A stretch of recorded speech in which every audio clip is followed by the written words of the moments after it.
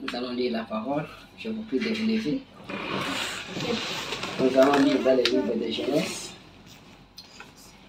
au chapitre 22, à partir du verset 5. Et la lecture. Après ces choses, Dieu mit Abraham à l'épreuve et lui dit, Abraham. Et il répondit, mais voici. Dieu dit, prends ton fils, ton unique, celui que tu aimes, Isaac, va-t'en au pays de Moria, et là offre-le en holocauste sur l'une des montagnes que je te dirai. Abraham se leva de bon matin, sella son âne et prit avec lui des serviteurs et son fils Isaac. Il fendit du bois pour l'holocauste et partit pour aller au lieu que Dieu lui avait dit. Le troisième jour, Abraham levant les yeux, vit le lieu de loin. Et Abraham dit à ses serviteurs, restez ici avec l'âne, et moi et les jeunes hommes, nous irons jusque-là pour adorer, et nous reviendrons auprès de vous. Abraham prit le bois pour l'holocauste, le chargea sur son fils Isaac, et porta dans sa main les feux et les couteaux. Ils marchèrent tous deux ensemble. Alors Isaac parla à Abraham son père, dit, mon père. Et il lui répondit, mais voici mon fils. Isaac reprit, voici les feux et les bois, mais où est l'agneau pour l'holocauste? Abraham répondit, mon fils, Dieu se pourvoira lui-même de l'agneau pour l'holocauste. Et ils marchèrent tous deux ensemble. Lorsqu'ils furent arrivés au lieu que Dieu lui avait dit, Abraham y éleva un autel et rangea les bois. Et il lia son fils Isaac. Il le mit sur l'autel par-dessus les bois. Puis Abraham étendit la main et prit le couteau pour égorger son fils.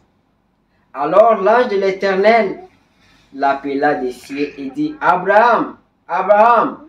Et il lui répondit, mais voici. L'ange dit, n'avance pas ta main sur l'enfant et ne lui fais rien, car je sais maintenant que tu crains Dieu et que tu ne m'as pas refusé ton fils, ton unique. Abraham leva les yeux et vit derrière lui un bélier retenu dans un buisson par les cornes. Et Abraham alla prendre le bélier et l'offrit en holocauste à la place de son fils. Abraham donna à ce lieu le nom de Jéhovah Jireh. C'est pourquoi l'on dit aujourd'hui à la montagne de l'Éternel, il sera pourvu. Amen. Amen. Nous allons prier. Seigneur, notre Dieu, Seigneur Jésus, nous avons lu ta parole, Seigneur. Seigneur Jésus-Christ, laisse que toi, l'auteur de la parole, que tu puisses donner les contextes et que tu puisses m'écarter du chemin. Laisse que, Seigneur, que tu puisses m'utiliser afin que ce qui sortira de cette chair puisse aider quelqu'un. Pas seulement ceux qui sont ici, mais même ceux qui suivront, Seigneur, par la foi des médias, Seigneur. Nous nous remettons à toi. Nous chassons tout ce qui est de l'ennemi. Sois au milieu de nous, au nom de Jésus-Christ. Amen. Amen. Amen. Amen. Nous avons lu la parole. Nous avons lu dans la Bible, dans Genèse 22, là on vient de lire. Les versets 1 on dit, après ces choses, Dieu mit Abraham à l'épreuve. Dieu a mis Abraham à l'épreuve. Dieu a voulu voir comment Abraham va réagir. Après ces choses, Dieu mit Abraham à l'épreuve et lui dit, Abraham, et lui répondit, mais voici. Dieu dit, prends ton fils, ton unique, celui que tu aimes, Isaac, va-t'en au pays de Moria, et là, offre-le en holocauste sur l'une des montagnes que je te dirai. Dieu dit à Abraham, prends ton fils, ton unique, ton fils Isaac, prends-le, va avec lui à la montagne de Moria, et là tu vas m'offrir ton fils en holocauste. Alors, je voudrais parler ce matin d'un sujet intitulé la réaction à une action. La réaction à une action. L'action vient d'abord et la réaction vient après. C'est comme ici, nous voyons que Dieu dit à Abraham, Il dit, prends ton fils. Va à tel lieu, tu vas m'offrir ton fils. Ça, c'était l'action. Mais quelle était maintenant la réaction d'Abraham? Et nous avons vu, Abraham n'a pas douté. Abraham n'a pas justifié. Abraham n'a pas dit, non Seigneur, j'ai seulement un seul fils. Abraham était obéissant. Il a pris son fils et il commençait à partir avec son fils, avec ses serviteurs. Il est arrivé jusqu'au lieu. Écoutez, au verset 7. Alors Isaac parla à Abraham, son père, dit, mon père. Et il répondit, mais voici mon fils. Isaac reprit, voici les feux et les bois, mais où est l'agneau pour l'holocauste? Parce que nous sommes en train de partir pour offrir un holocauste. Mais où est l'agneau? Abraham n'a même pas dit à sa femme. Abraham n'a même pas dit à ses serviteurs. Abraham n'a même pas dit à son fils. Quand Dieu lui a dit, Abraham a obéi. C'était ça la réaction à l'action. C'est-à-dire Dieu a posé une action et la réaction d'Abraham c'était comment Abraham était obéissant. Abraham n'a pas douté. Abraham n'a pas cherché à se justifier. Abraham a pris son enfant pour aller lui offrir à Dieu. Au point que la femme même a regardé et dit, papa, voici les feux, voici les bois. Où est l'agneau pour les sacrifices, pour l'holocauste? Abraham répondit, mon fils, Dieu se pourvoira lui-même de l'agneau pour l'holocauste. Il a dit, Dieu se pourvoira. Peut-être qu'il pensait qu'il mentait l'enfant, mais il était en train de prophétiser. Je vais parler, comme je vous ai dit, de la réaction à une action. Quand il y a une action, quelle est votre réaction? Comment nous réagissons? Et Dieu, lui, il regarde à notre réaction. Quand il y a une action, la manière dont nous réagissons, ça produit soit la bénédiction, soit la malédiction. La manière dont nous réagissons à une action, ça produit soit la bénédiction, soit la malédiction. Ici, Abraham, quand Dieu lui a dit, prends ton enfant, va me l'offrir en holocauste. Abraham, il n'a pas douté, il n'a rien dit, il n'a même pas dit à sa femme, il a pris l'enfant. Alors, verset 10 dit, puis Abraham étendit la main et prit les couteaux pour égorger son fils. Abraham était sincère. Il a placé l'enfant sur l'autel. Il a lié l'enfant, il a ligoté l'enfant, il a pris les couteaux. Il a pris le couteau pour égorger son fils. Alors l'ange de l'Éternel lui dit, Abraham, n'avance pas ta main sur l'enfant et ne lui fais rien, car je sais maintenant que tu crains Dieu et que tu ne m'as pas refusé ton fils, ton unique. C'était une épreuve. Mais regardez Abraham, lui, il a réussi à l'épreuve. Il a réagi positivement et sa réaction a créé une bénédiction. Sa réaction a fait que Abraham est le père de la foi. Abraham est resté immortel. Dieu a dit que je comprends maintenant que tu crains Dieu et tu ne m'as pas refusé ton fils, ton unique. À cause de sa réaction. Et Abraham leva les yeux derrière lui, il vint un bélier. Ils étaient au-dessus de la montagne. Là, il y a des loups. Il y a des lions, des ours, il y a des animaux sauvages là au-dessus de la montagne. Un bélier ne peut pas être là-bas, c'était Dieu qui a pourvu. Abraham avait dit à son fils que Dieu se pourvoira lui-même de l'agneau. Mais regardez, Dieu a pourvu. C'était pour la première fois dans la Bible qu'on parle de Jéhovah Jireh. Dieu a pourvu. Vous voyez la réaction d'Abraham? La réaction à l'action. Cette réaction d'Abraham a fait que Dieu a pourvu et Dieu a compris réellement qu'Abraham l'aimait. Et nous avons toujours des actions qui viennent devant nous. Il y a toujours des actions. La manière dont nous réagissons, ça produit soit la bénédiction, soit la malédiction. Quand j'ai médité sur ces choses, j'ai compris, oh Seigneur, comment j'ai réagi? Comment nous réagissons? Quelqu'un peut te provoquer. Mais si toi tu réagis bien à son action, tu verras que même la querelle va être épargnée. Tu verras que les problèmes qui devraient surgir à cause de votre réaction, la réaction à une action. Je me souviens, il y avait un professeur qui nous avait enseigné ça. Il dit, à chaque action mérite une réaction. Mais la réaction vient toujours après l'action. Mais cette réaction doit produire, soit votre réaction va produire soit la bénédiction, soit la malédiction. Ça dépend de votre réaction. Voici, vous voyez la réaction d'Abraham. Quand Dieu lui a dit, prends ton fils. Il était obéissant. Il a fait ce que Dieu lui avait dit. Et ça a produit la bénédiction. Amen. Alors, si nous lisons dans le livre des 1 roi, chapitre 17, à partir du verset 10, là, on parle de la veuve de Sarepta. Au verset 9, on dit que Dieu a dit à Élie, va à Sarepta. J'ai décrété qu'une veuve va te nourrir. C'était le décret de Dieu. Il dit, va à Sarepta.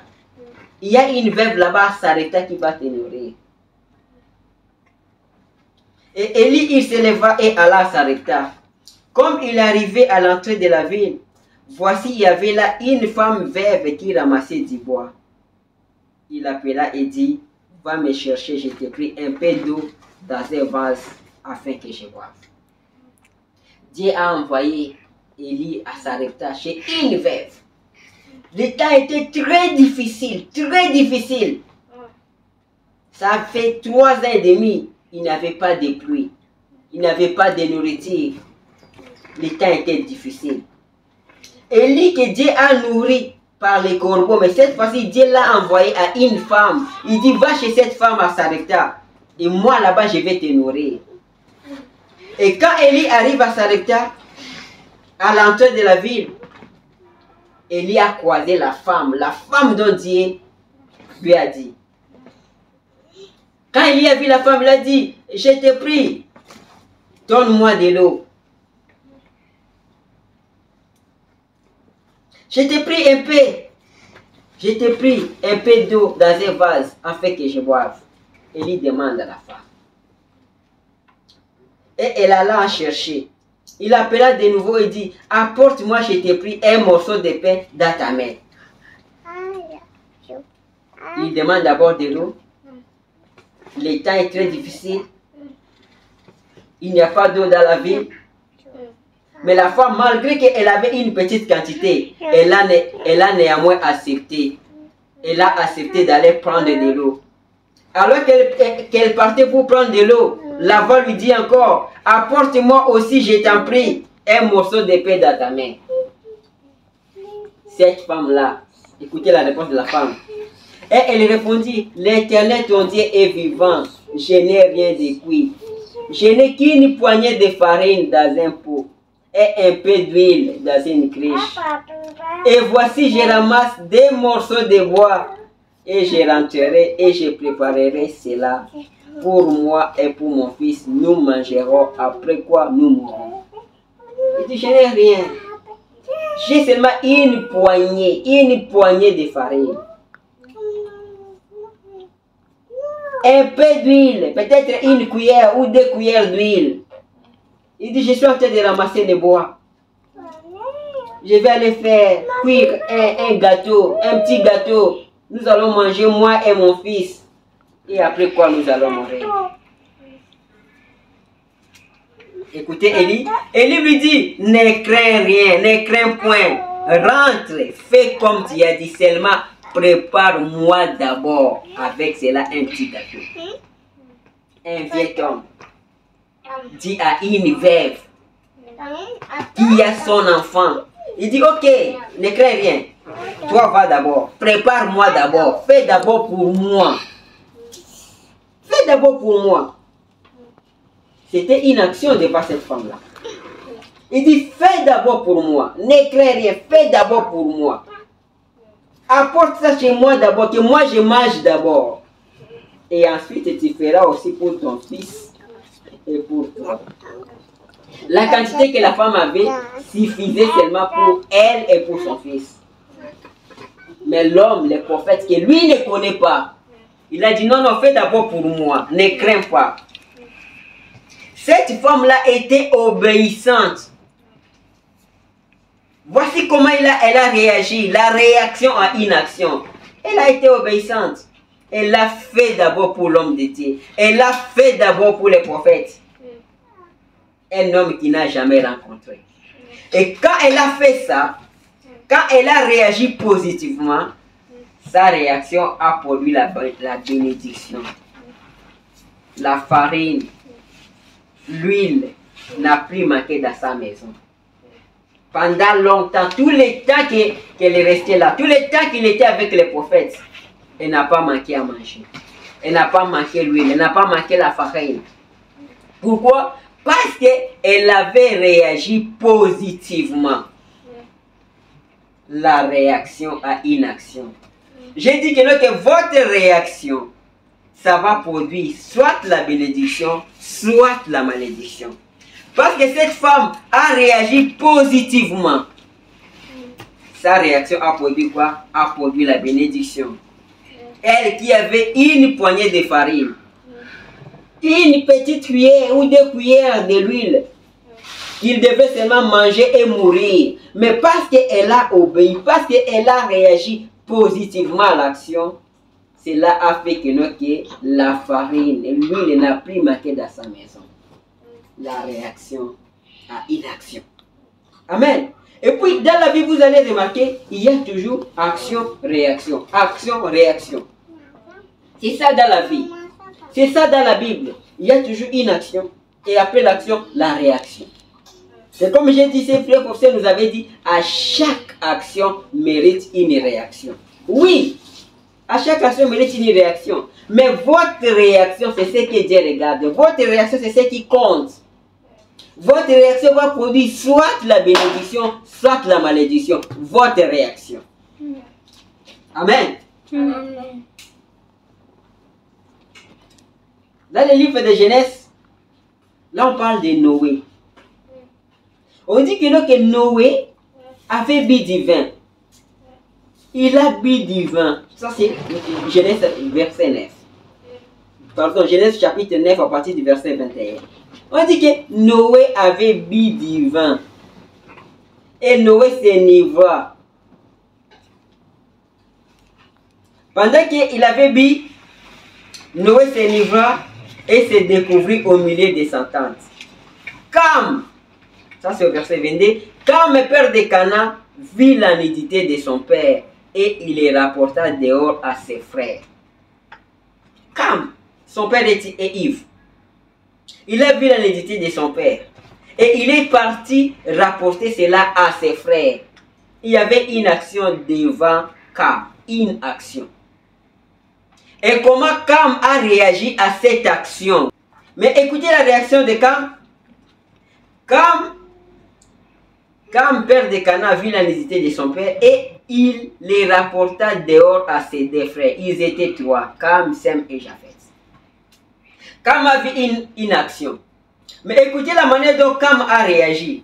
Comme je viens de vous dire aussi que votre réaction produit soit la bénédiction, soit la malédiction.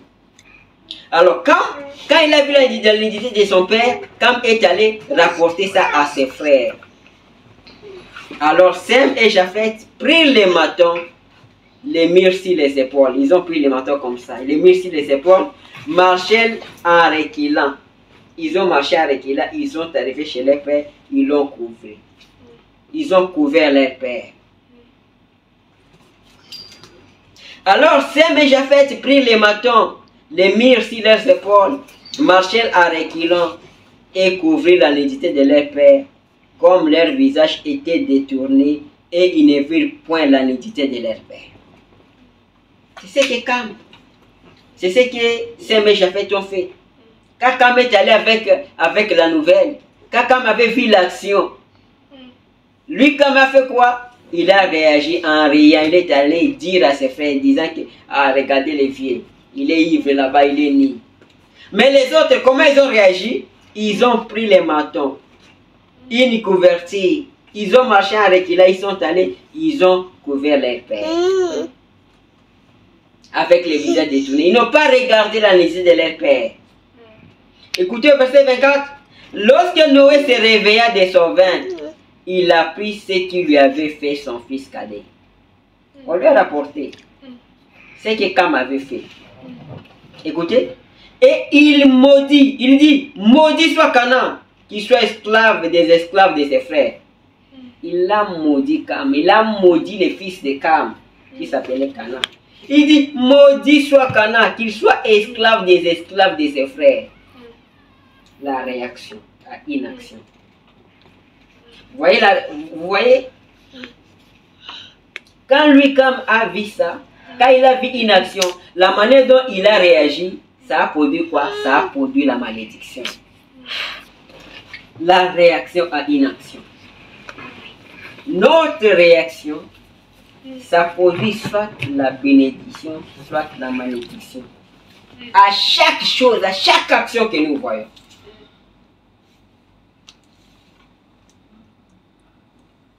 Écoutez, il dit, maudit soit Canaan, qu'il soit esclave des esclaves de ses frères. Il dit, béni soit l'Éternel, Dieu de Sem, et que Canaan soit leur esclave. Donc, il a maudit Cam, il a béni Sem, il a béni Japheth. Notre réaction à inaction. Notre réaction produit soit la bénédiction, soit la malédiction. La réaction à l'inaction. Nous devons réfléchir comment nous réagissons aux problèmes, aux situations. J'ai compris beaucoup de choses quand j'ai médité ça. Seulement la réaction à inaction. Écoutez encore quelqu'un d'autre. Ça c'est Caïn. Ça c'est Genèse 4, verset 5. Ça c'est Caïn. Caïn, lui, Dieu les a dit, Caïn et Abel, de lui offrir des offrandes. Mais Dieu n'a pas agréé l'offrande de Caïn. Il a agréé seulement l'offrande d'Abel. Caïn s'est hérité. Écoutez, Genèse 4, verset 5. Mais il ne porta pas un regard favorable sur Caïn et sur son offrande. Caïn fut très irrité et son visage fut abattu. Il y avait une action devant Caïn. Dieu n'a pas agréé son offrande. Quelle était sa réaction? Caïn fut très irrité. Écoutez ce que l'Éternel lui dit. Et l'Éternel dit à Caïn, pourquoi es-tu irrité? Et pourquoi ton visage est-il abattu? Écoutez, certainement si tu agis bien, tu relèveras ton visage. Dieu a dit à Caïn, certainement je n'ai pas agréé ton offrande. Fais ce que l'autre a fait. Toi aussi prends seulement l'agneau, offre l'agneau, je vais agréer. Mais Caïn a refusé. Il dit certainement si tu agis bien, tu relèveras ton visage. Et si tu agis mal, les péchés se couchent à la porte. Et ses désirs se portent vers toi. Mais toi, domine sur lui. Domine sur les péchés. Agis bien. Fais comme ton frère a fait. Il y a une action. Quelle est ta réaction? Quelle est la réaction de Caïn? Écoutez, verset 8, il dit, cependant Caïn adressa la parole à son frère Abel. Mais comme ils étaient dans les champs, Caïn se jeta sur son frère Abel et le tua. La réaction à inaction. L'Éternel dit à Caïn, où est ton frère? Il lui répondit, je ne sais pas. Suis-je le gardien de mon frère? Si vous descendez au verset 11, écoutez, verset 11, il dit, maintenant tu seras maudit de la terre, qui a ouvert sa bouche pour recevoir de ta main le sang de ton frère. La réaction à inaction, la réaction de Caïn a produit quoi? A produit la malédiction. La réaction de Cam a produit quoi? A produit la malédiction. La réaction d'Abraham a produit quoi? A produit la bénédiction. La réaction de la veuve de Sarepta a produit quoi? La bénédiction. La réaction à inaction. Notre réaction produit soit la bénédiction, soit la malédiction. Amen. Amen. Et c'est comme ça, dans la vie. Nous voyons Marie, dans Luc 1,28. Quand l'ange est venu chez Marie, l'ange a dit, Marie, je te salue Marie, toi à qui une grâce a été faite, le Seigneur est avec toi. Marie était troublée par la salutation de l'ange. Au verset 31, l'ange lui dit, et voici tu deviendras enceinte et tu enfanteras un fils et tu lui donneras le nom de Jésus. Marie raconte un ange.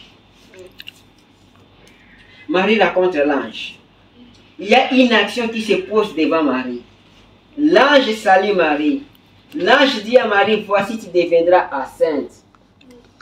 Quelle est maintenant la réaction de Marie? La réaction à une action. Marie dit à l'ange, comment cela se fera-t-il, puisque je ne connais point d'homme?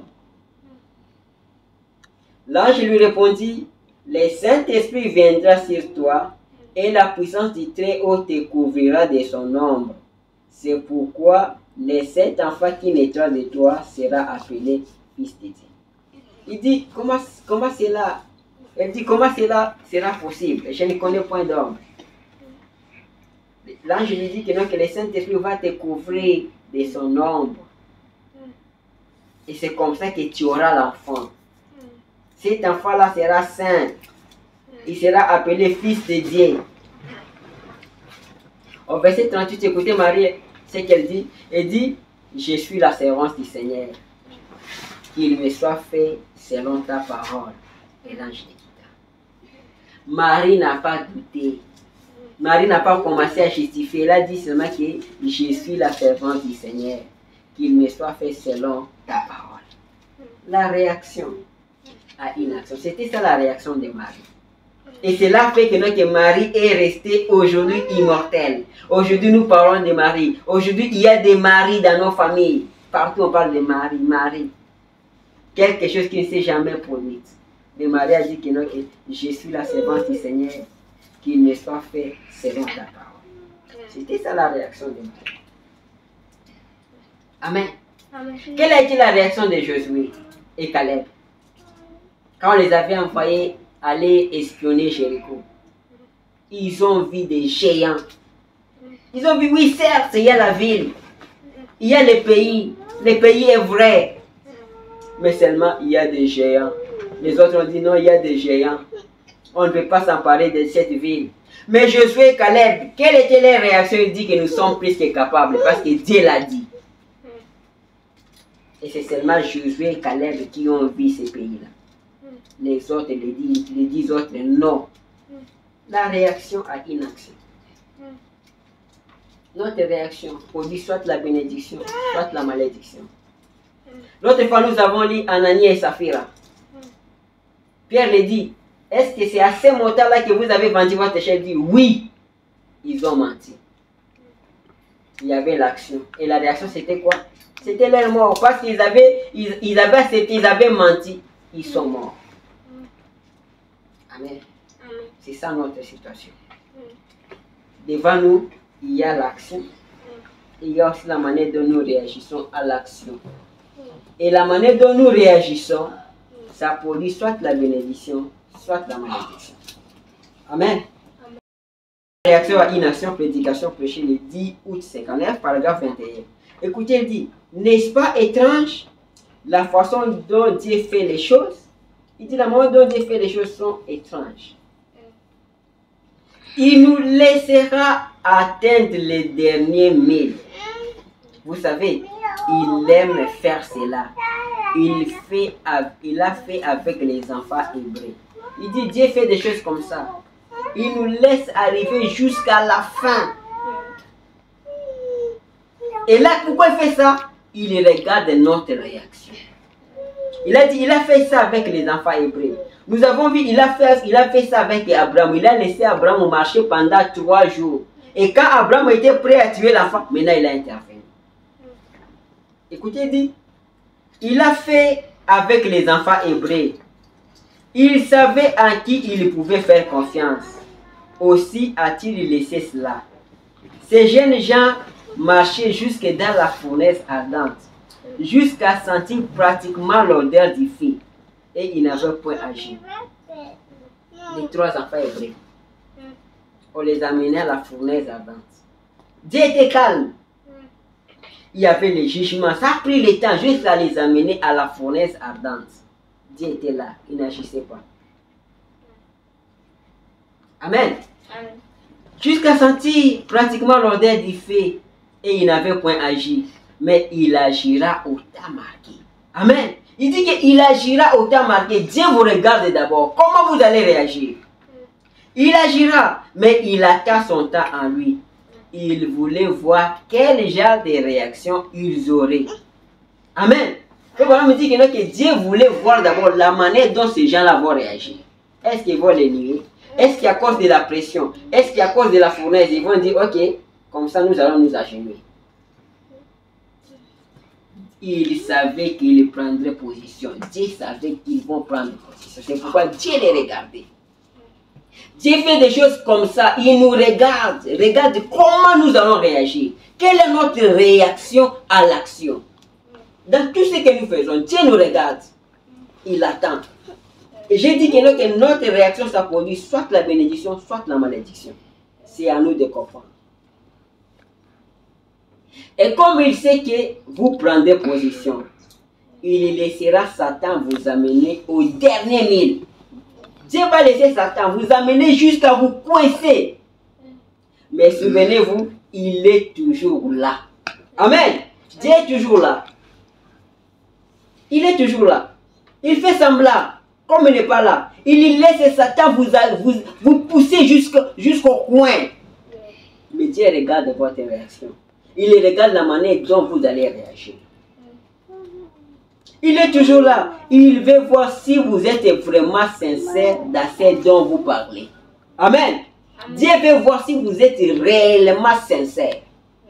Il a regardé Abraham. Si Abraham était réellement sincère. Quand Abraham a voulu tuer l'enfant, il a dit, oh, maintenant je comprends que tu aimes Dieu et que tu crains Dieu. C'est ce que Dieu fait. C'est ce qu'il fait de nous. Dans notre situation, c'est ce qu'il fait. Dieu veut voir si réellement nous sommes sincères. Il nous laisse comme ça, comme si que nous allons mourir. Frère Branham parle des aiglons. Il dit que la mère aigle, qu'est-ce qu'elle fait? La mère aigle, elle lance les aiglons. Et les aiglons vont commencer à chercher à se dépérir. La mère aigle est toujours là. Quand la mère aigle verra que ils sont arrivés à la fin, ils sont arrivés maintenant au bout, la mère aigle viendra à leur secours. C'est ce que Dieu fait. Dieu nous regarde. Si nous sommes réellement sincères, si nous allons continuer à prendre position, quelle que soit l'opposition, quelle que soit la difficulté. Oh, je crois que Dieu est le guérisseur. Ça, c'est vous qui dites. Ou, je le crois certainement. Et le lendemain, vous éprouvez toujours vos douleurs. C'est comme quand vous êtes malade. Vous dites que je crois que Dieu est le guérisseur. Mais demain, vous avez la même situation. Je crois que Dieu est béni, mais tu es toujours dans la pauvreté, tu es toujours dans la difficulté. Dieu te regarde. Il veut vraiment voir si tu es réellement sincère.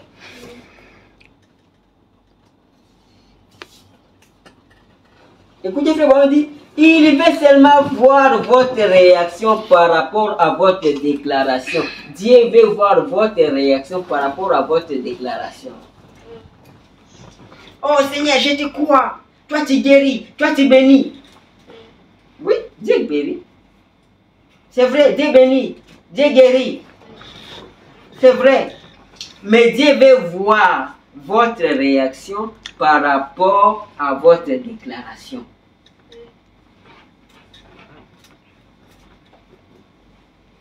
Écoutez ici, oh, vous dites, oh, gloire à Dieu, je crois au baptême du Saint-Esprit. Écoutez, frère Branham, à la première petite tentation qui survient, vous vous emportez comme une scie circulaire. Ça Dieu nous parle. Oh, je suis chrétien, mais une petite tentation qui vient, on s'emporte comme des scies circulaires. Dieu nous parle. Il dit, il cherche à voir votre réaction à votre action. Il cherche à vous tester. Dieu veut nous tester. Nous disons que nous sommes des chrétiens. Une petite tentation, on s'emporte. Que Dieu nous aide. Parce que la parole ici est prêchée. Et pour moi, qui prêche, et pour vous qui écoutez.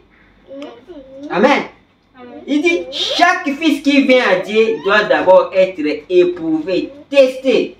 Il dit, chaque fils doit être éprouvé, doit être testé. Chaque enfant qui vient à lui, il le fait passer par un test pour voir sa réaction. Dieu nous fait passer par des tests pour voir notre réaction. Comment nous allons réagir. Amen. Écoutez dans le livre de 2 Samuel, chapitre 16, j'aime beaucoup ça. Écoutez, je vais lire ça un peu. David était arrivé jusqu'à Bakorim. Ça c'est 2 Samuel 16, verset 5. David était arrivé jusqu'à Bakorim. Et voici, il sortait de là un homme de la famille et de la maison de Saoul, nommé Shimei, fils de Guerre. Il s'avança et prononçant des malédictions. Ici, David était pourchassé par son propre fils Absalom, qu'il a renversé du pouvoir, comme on appelle aujourd'hui coup d'État. Il était pourchassé. Quand il est arrivé à Bakorim, il a retrouvé un monsieur, un homme, qui s'appelle Shimei, fils de Guerre. Quand David est fouillé, Shimei l'a rencontré. Shimei a commencé à lui attaquer, à lui maudire, à lui prononcer des malédictions. Écoutez verset 16. Et il jeta des pierres à David et à tous les serviteurs du roi, tandis que tous les peuples et tous les hommes vaillants étaient à la droite et à la gauche du roi. Le roi est en train de fuir parce qu'il est attaqué par une autre armée que son fils a formée. Il y a son fils qui a pris le pouvoir. Le roi est en train de fuir. Mais le roi était avec aussi ses gardes. Shimei a commencé à lui jeter les pierres, a commencé à les maudire. Shimei parla ainsi à les maudissant. Va-t'en, homme de sang, méchant homme. L'Éternel fait retomber sur toi tous les sangs de la maison de Saoul. Toi dont tu occupes le trône, et l'Éternel a livré le royaume entre les mains d'Absalom, ton fils. Et te voilà malheureux comme tu le mérites, car tu es un homme de sang. Ça c'est Shimei. Ça c'était une action devant David.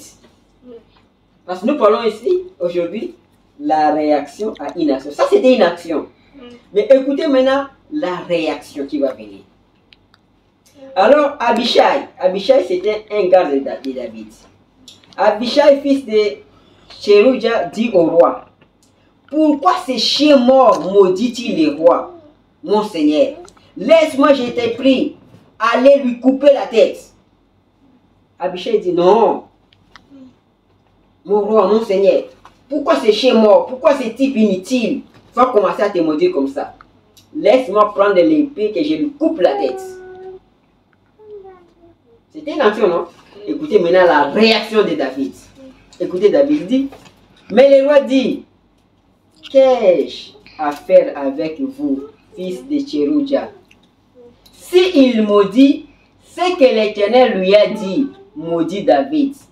Qui donc lui dira, pourquoi agit-il ainsi? David a dit, non, ne le tue pas. S'il fait ça, c'est l'Éternel qui lui a dit de me maudire. David était un homme spirituel. Il a dit non, c'est Dieu qui lui a dit de me maudire. Dieu est en train de m'éprouver, est en train de me tester, est en train de voir ma réaction à l'action. Amen. Et David dit à Abishai et à tous ses serviteurs, voici mon fils qui est sorti de mes entrailles, envers ma vie. À plus forte raison, c'est Benjamin. Laissez-les et qu'il maudisse, car l'Éternel le lui a dit. David a dit que c'est l'Éternel qui lui a dit de me maudire. Vous voyez? Parfois les gens disent des choses difficiles contre nous, des mauvaises choses. Si nous arrivons à ce point que c'est l'Éternel qui lui a dit de nous maudire ou de dire ça,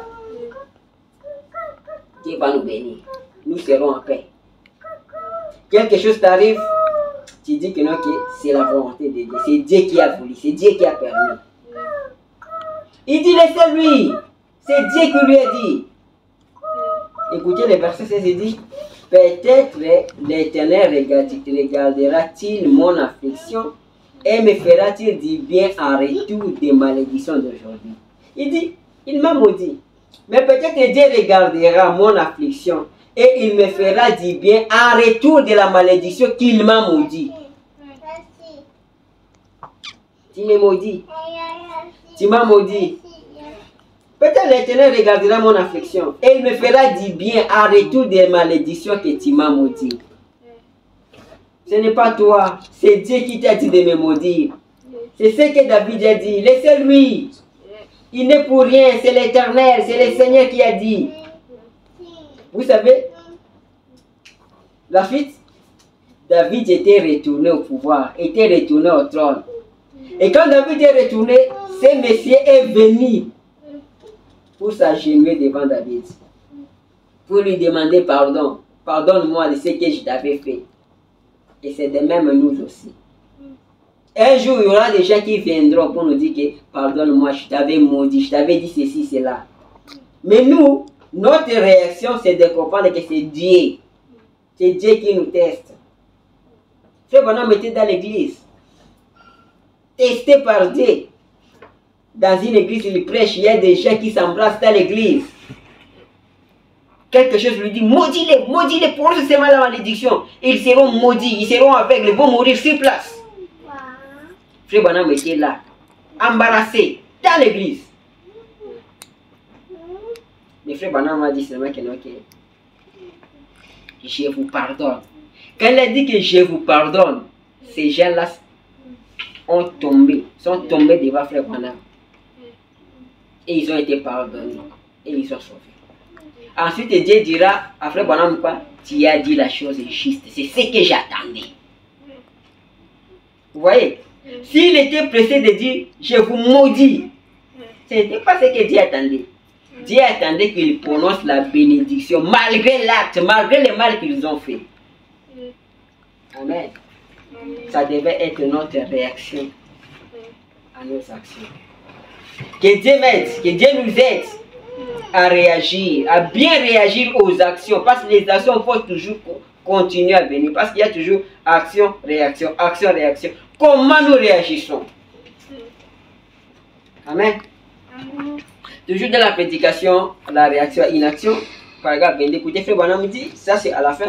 Il dit, vous êtes peut-être des chrétiens et vous vous demandez pourquoi vous êtes soumis à ces tests. Dieu est sur le point de se servir de votre témoignage. Mais il veut voir votre réaction. Amen.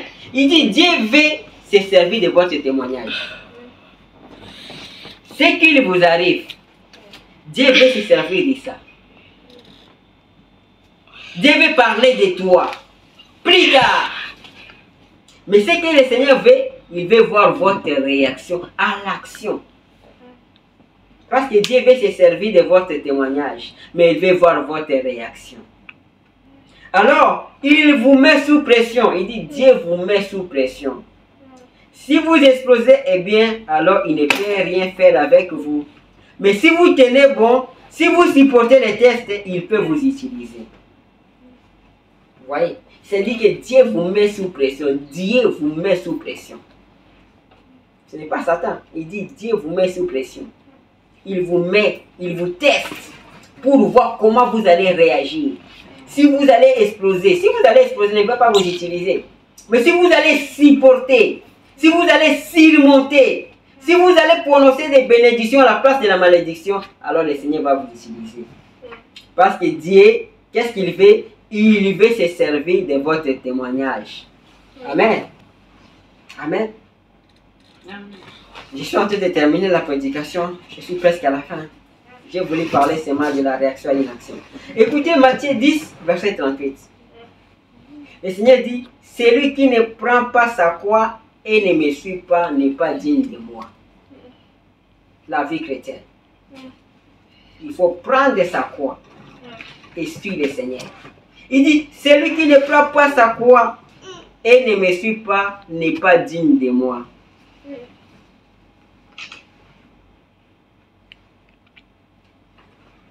Il a dit la même chose au Matthieu 16, verset 24. Écoutez ce qu'il dit. Alors Jésus dit à ses disciples, si quelqu'un veut venir après moi, qu'il renonce à lui-même, qu'il se charge de sa croix et qu'il me suive. Si tu veux servir le Seigneur, si tu veux suivre le Seigneur, il dit quoi? Tu dois renoncer à toi-même. Tu dois renoncer à toi-même. Tu dois porter ta croix. Tu dois te charger de ta croix pour suivre le Seigneur. Ce n'est pas facile. Il dit, car celui qui voudra sauver sa vie, la perdra. Mais celui qui la perdra à cause de moi, la trouvera. Écoutez la question qu'il pose. Et quel servirait-il à un homme de gagner tout le monde s'il perdait son âme? Tu peux gagner tout. Tu gagnes le monde, tu gagnes l'argent. Il dit, que servirait-il à un homme de gagner tout le monde s'il perdait son âme? Ou que donnerait-il un homme en échange de son âme? Amen. Car le Fils de l'homme doit venir dans la gloire de son Père avec ses anges. Et alors il rendra à chacun selon ses œuvres. Il dit, Dieu va rendre à chacun selon ses œuvres. Si tu veux suivre le Seigneur, tu dois accepter de porter la croix. Amen. Amen. Écoutez de la prédication, toujours la réaction et inaction, ça c'est au paragraphe 29. Il dit, là, Frère Branham est en train encore de parler de cette femme-là, de la veuve de Sarepta. Il dit, comme elle a dit se sentir, j'ai satisfait à chaque exigence de Jéhovah. J'ai satisfait à tout ce qui m'a ordonné. Et le pot a été réduit à une petite poignée de farine.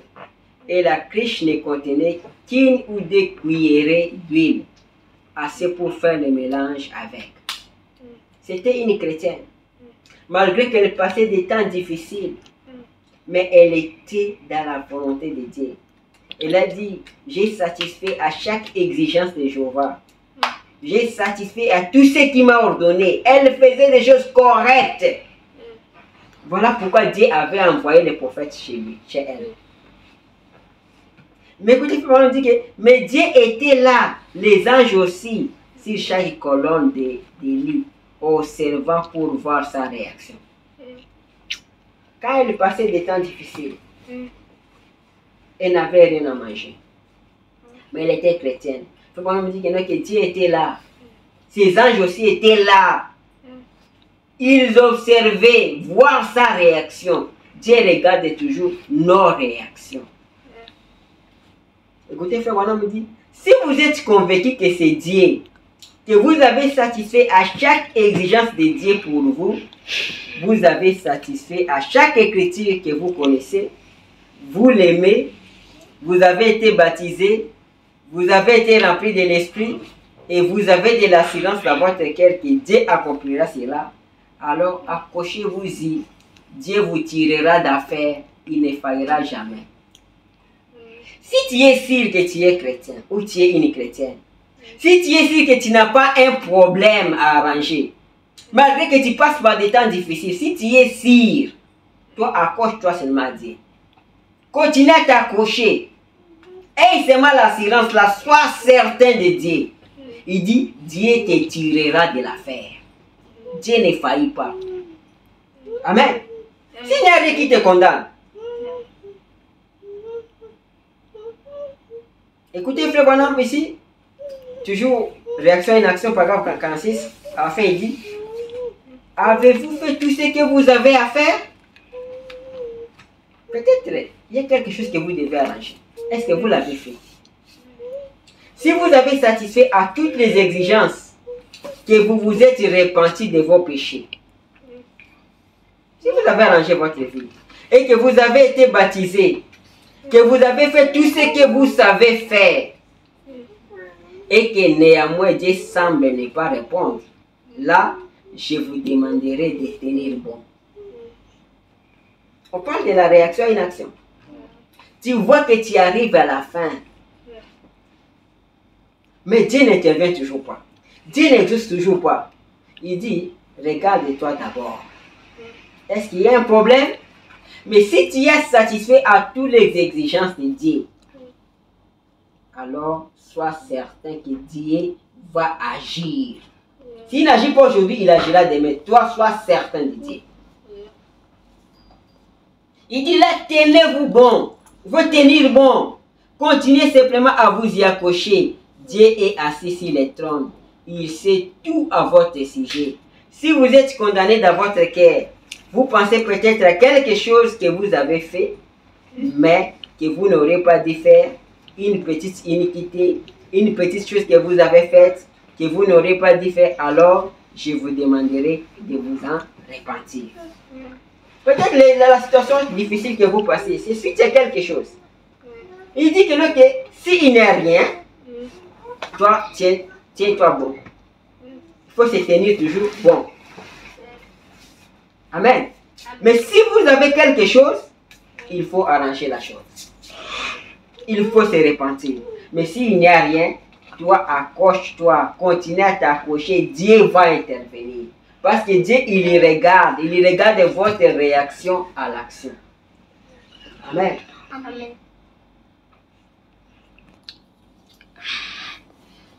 Dans la prédication, sans argent, sans rien payer, voilà, il dit oui, aux endroits inattendus, quelquefois, c'est là que vous trouvez ce que vous cherchez. Amen. Il dit parfois aux endroits inattendus, quelquefois, c'est là que vous trouvez ce que vous cherchez. Ça dit beaucoup. Il dit quelquefois aux endroits inattendus, c'est là que vous trouvez ce que vous cherchez. Peut-être que ce n'est pas la route que tu devrais emprunter. Peut-être que ce n'est pas le pays que tu devais aller. Il dit parfois, c'est là que vous trouvez ce que vous cherchez. Amen. Écoutez, Paragraphe 89 dit, qu'est-ce que les enfants d'Israël auraient donné sous les butins de l'Égypte, car leurs lèvres saignaient, car leur langue pendait la bouche. Ils auraient donné tout l'or dont ils avaient dépouillé les Égyptiens pour un bon verre d'eau froide. Il dit, les enfants d'Israël, ils étaient dans le désert. Ils n'avaient pas de l'eau. Ils n'avaient pas de l'eau à boire. Il dit que à cause de l'eau, parce qu'ils avaient soif, ils avaient de l'or, ils avaient beaucoup de biens. Si tu lui présentais un verre d'eau, il allait même te donner 10 grammes de l'or. Parce que ce qu'ils cherchaient, c'était de l'eau. Mais il n'y avait pas d'eau. Dieu les a laissés dans cette condition, dans le désert, sans eau.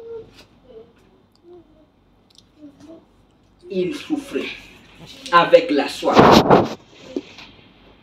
Écoutez, le bonhomme dit, leur conducteur dans le désert les avait conduits d'une oasis à une autre, des rigoles aux sources d'eau, mais celles-ci étaient sèches.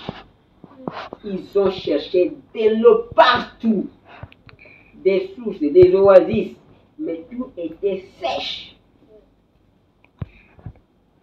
Ils n'avaient pas d'eau.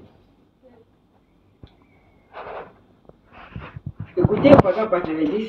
Alors ils sont venus là, sans argent, sans rien payer. Là-bas, par là au prophète, dit, parle au rocher. La chose la plus sèche du désert, la chose la plus éloignée de l'eau. Là, leur soif fut étanchée. Amen. Ils ont cherché de l'eau partout, ils n'ont pas trouvé. Mais Dieu a dit au prophète, a dit à Moïse, parle au rocher. Les rochers ne peut pas avoir de l'eau dans les rochers. Parce que les rochers est très sec. C'est la pierre. Il dit la chose la plus sèche du désert, la chose la plus éloignée de l'eau. L'eau est sortie du rocher.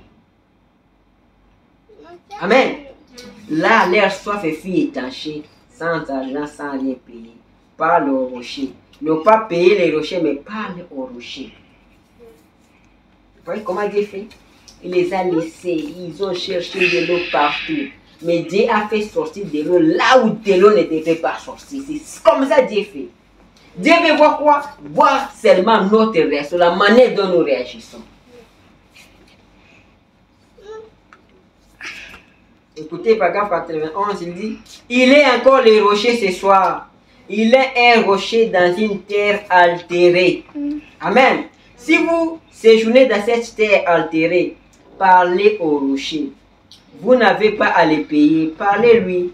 Il est un secours immédiat en temps de détresse. Amen. Il est un secours immédiat en temps de détresse. Il vous laisse comme ça, il vous regarde, mais il est toujours là. Il est le secours. Il veut voir votre réaction. Comment vous réagissez? Le Madame dit, si vous êtes malade, parle au rocher. Si vous avez la maladie du péché, parle au rocher. Si vous êtes fatigué, parle au rocher. Si vous avez un besoin, parle au rocher. Il est toujours là et il est prêt à vous secourir. Amen.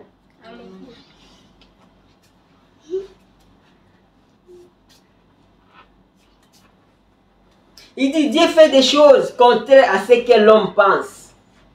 Dieu fait des choses comme ça. Contraire. Ce n'est pas la manière dont toi tu penses que Dieu pense aussi. Il dit, Dieu fait des choses contraires à ce que l'homme pense. Il a fait sortir l'eau du rocher. Vous voyez? Il a fait sortir un bélier. Là-haut, à la montagne. C'est comme ça que Dieu fait des choses. Il dit que nous sommes des chrétiens. Nous avons dit, nous sommes des chrétiens. Si tu veux suivre le Seigneur, tu dois porter ta croix. Porte la croix. Il faut se renoncer à toi-même. C'est alors que tu vas suivre le Seigneur. Si tu ne fais pas ça, jamais. Tu ne suivras pas le Seigneur. Tu ne lui serviras pas. Dans le livre de Apocalypse, chapitre 3, verset 10, il dit, parce que tu as gardé la parole de la persévérance à moi, je te garderai aussi à l'heure de la tentation qui va venir sur le monde entier. Parce que toi, tu as gardé la parole. Tu as été persévérant. Il dit, je te garderai aussi à l'heure de la tentation qui va venir sur le monde entier pour éprouver les habitants de la terre. Vous voyez? La tentation va venir pour faire quoi? Pour éprouver.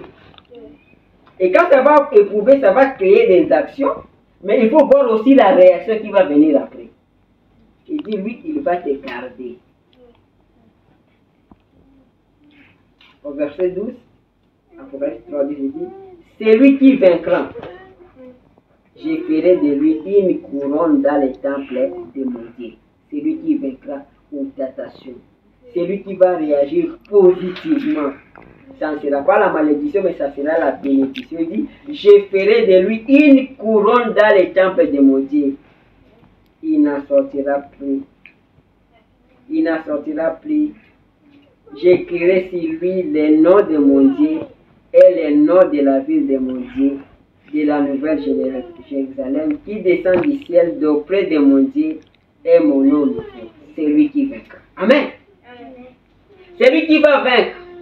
C'est lui qui va réagir bien aux actions. Dieu dit quoi? Je ferai de lui une couronne dans le temple de mon Dieu. Amen. Alors, nous allons parler de la fête de délivrance. Alors, là, nous sommes dans le livre des 2 Rois, chapitre 13, à partir du verset 14. Écoutez. Élisée était atteint de la maladie dont il mourit. Ça, c'est le prophète Élisée. Il était malade.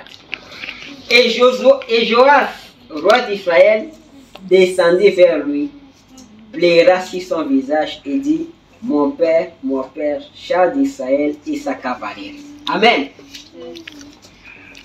Élisée est malade. Il est très malade. Ça, c'est une action.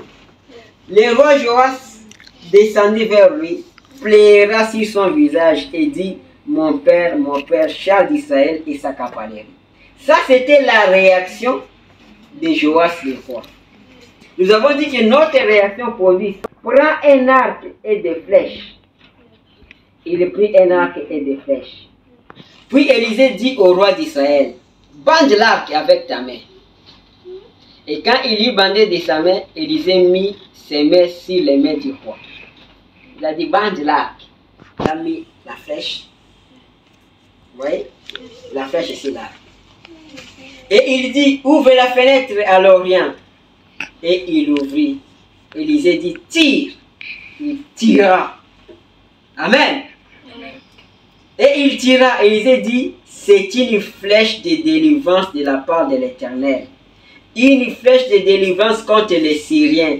Tu battras les Syriens à Aphek jusqu'à leur extermination. Amen. Il dit, cette flèche-là, c'est une flèche de délivrance. Nous aussi, aujourd'hui, nous tirons au nom de Jésus-Christ la flèche de délivrance. Et cette flèche-là va exterminer tous nos ennemis. Parce qu'ici, les Syriens étaient des ennemis. Et nous aussi, nous tirons les flèches vers l'Orient. Pourquoi vers l'Orient? Parce que le Seigneur Jésus-Christ viendra de l'Orient. Nous aussi, nous avons tiré aujourd'hui la flèche de délivrance. Amen. Et cette flèche-là, c'est pour exterminer tous nos ennemis. C'est une flèche de délivrance.